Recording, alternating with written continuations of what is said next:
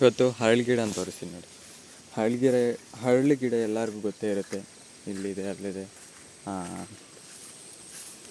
ಹರಳಿ ಎಂತಕ್ಕೆ ಯೂಸ್ ಮಾಡ್ತಾರೆ ಅಂತಂದರೆ, ಹರಳು ಎಣ್ಣೆ ತೆಗೆದು ಆ ಎಣ್ಣೆ ತಲೆಗಿಟ್ಕೊಳ್ಳೋದಕ್ಕೆ ಯೂಸ್ ಮಾಡ್ತಾರೆ. ಈಗ ನಮ್ಮೂರಲ್ಲಿ ಹರಳೆಣ್ಣೆನೇ ಯೂಸ್ ಮಾಡೋದು.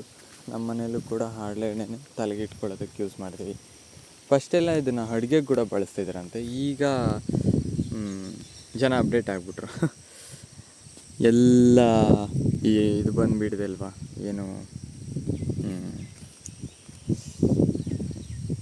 ಅದೇ ಏನಪ್ಪ ಅದು ಎಣ್ಣೆ ಜ್ಞಾಪನ ಬರ್ತಾಯಿಲ್ಲ, ರಿಫೈನ್ಡ್ ಆಯಿಲ್ ಅದು ಬಂದುಬಿಟ್ಟು ಬರೀ ಎಲ್ಲ ಇದು ಹೊರಟೋಗ್ಬಿಡ್ತು.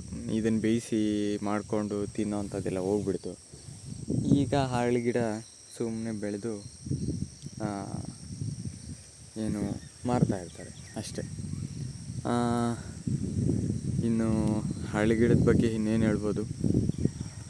ಹರಳೆ ಎಣ್ಣೆ ತುಂಬ ತಂಪು. ಅದು ಎಣ್ಣೆ ಏನಾದರೂ ತಲೆಗಿಟ್ಟಾಗ ತಲೆಯೆಲ್ಲ ತುಂಬ ತಂಪಾಗಿರುತ್ತೆ ಹರಳೆಣ್ಣೆ.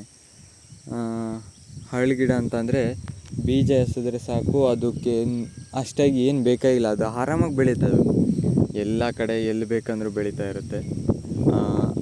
ಅಸಲಿಗೆ ಹೆಂಗಂತ ಅಂದರೆ, ಊರಲ್ಲಿ ಎಲ್ಲಾದರೂ ಸ್ವಲ್ಪ ಜಾಗ ಇರೋಂಥದ್ರಲ್ಲೂ ಏನಾದರೂ ಬೀಜ ಬಿದ್ದಿದ್ರೆ ಅಲ್ಲೂ ಬೆಳೆಯುತ್ತೆ ಅದು. ಇವೆಲ್ಲ ನ್ಯಾಚುರಲಾಗಿ ಬೆಳೆಯುವಂಥ ಗಿಡಗಳು, ನೇಚರ್ಗೆ ಹಾಗೆ ಬೆಳ್ಕೊಂಡು ಹೋಗ್ತಾ ಇರ್ತವೆ. ಸ್ವಲ್ಪ ಮಳೆ ಬಂದರೆ ಸಾಕು ಬೆಳೀತಾ ಇರ್ತವೆ. ಆ ಥರ ಗಿಡಗಳಿವೆಲ್ಲ, ತುಂಬ ನೀರು ಬೇಕಾಗಿರೋಂಥ ಅವಶ್ಯಕತೆ ಇರಲ್ಲ. ಇದಿಷ್ಟು ಹರಳಿ ಗಿಡದ ಬಗ್ಗೆ ವಿಡಿಯೋ. ಮತ್ತೊಂದು ವಿಡಿಯೋದಲ್ಲಿ ಮತ್ತೆ ಸಿಗೋಣ. ಈ ವಿಡಿಯೋ ಹೇಗಿತ್ತು ಅಂತ ಕಮೆಂಟ್ ಮಾಡಿ.